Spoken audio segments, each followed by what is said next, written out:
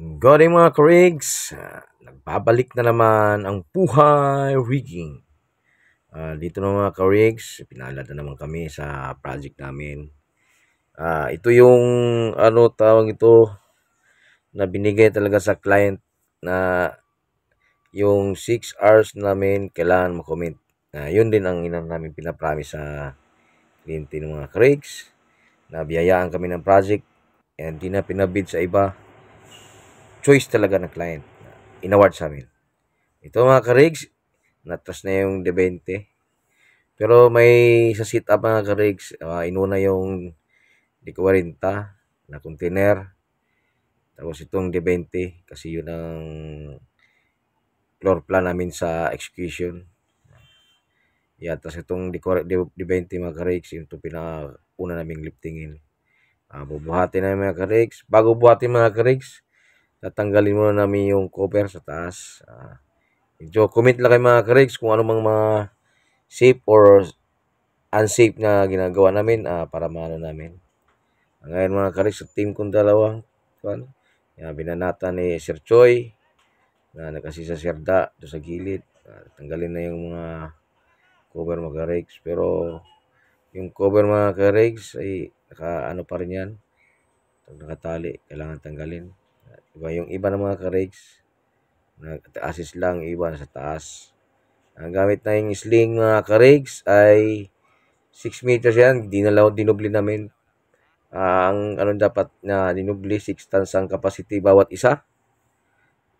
Tawag nito ay nagdubli 6 tons na maliit. Times 2, 12 tons. Pero yan ang pala mga ka-rigs, mga nasa 8. Pero i-divide mo lang sa ang bigat mga ka-rigs sa makina nasa 10 tons lang mga ka-rigs. Pero may yung itong sa 20. Itong bubuhatin namin ngayon mga ka-rigs.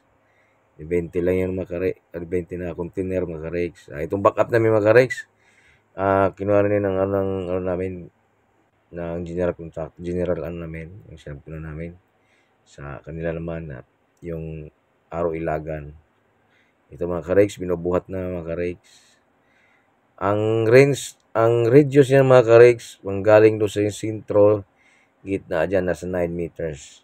Pumapalo pa rin siyang maximum mga ka-rigs. Ang maximum niya ay nasa 19 according to the LMI. Yung LMI sa computer mga ka-rigs. Ang maximum niya. Ayan, isang naman abuhatin namin mga angat mga ka-rigs. Ngayon, ang bumibira ngayon mga ka-rigs, si Sirda.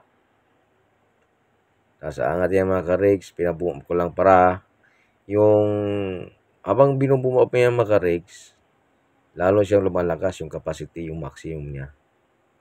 Kaya ngayon mga ka-rigs, pinadikit ko muna sa gilid na mga ka-rigs. Tapos yung forklift nilabas namin para yung ito yung procedure talaga ng sa execution namin mga ka-rigs, yung ayon sa meeting, yung kick-off meeting namin as the client, kasama yung mga client namin tsaka yung general contractor. Kaya nasunod naman yung execution. Ito yung mga ka-rigs, nilagay na namin sa may bungad. Ayan. Tapos pagdating ng mga ka-rigs, pagsundot niya ng forklift ng 15 tons, papatong yung roller mga ka-rigs.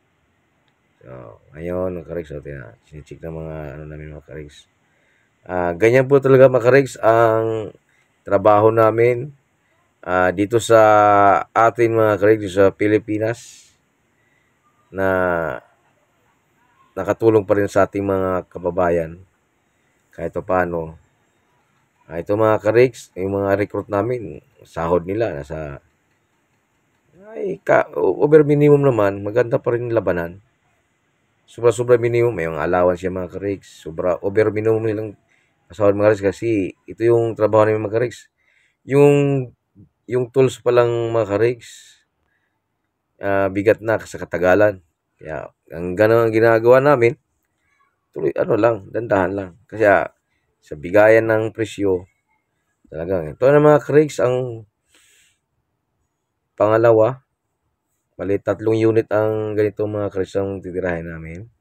Yung ganap namin ngayon mga ka-rigs. Tapos same pa rin procedure mga ka-rigs.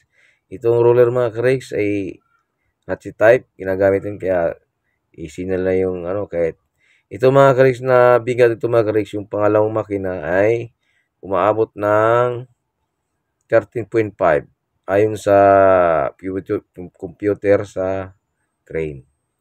I-minus lang ng list natin mga ka-rigs yung nasa ano siguro 13 tons lang. Tanggalin natin 5 kasi yung hook kasi bilang na yun. Hindi ko lang sinama mga ka-rigs yung mga wire.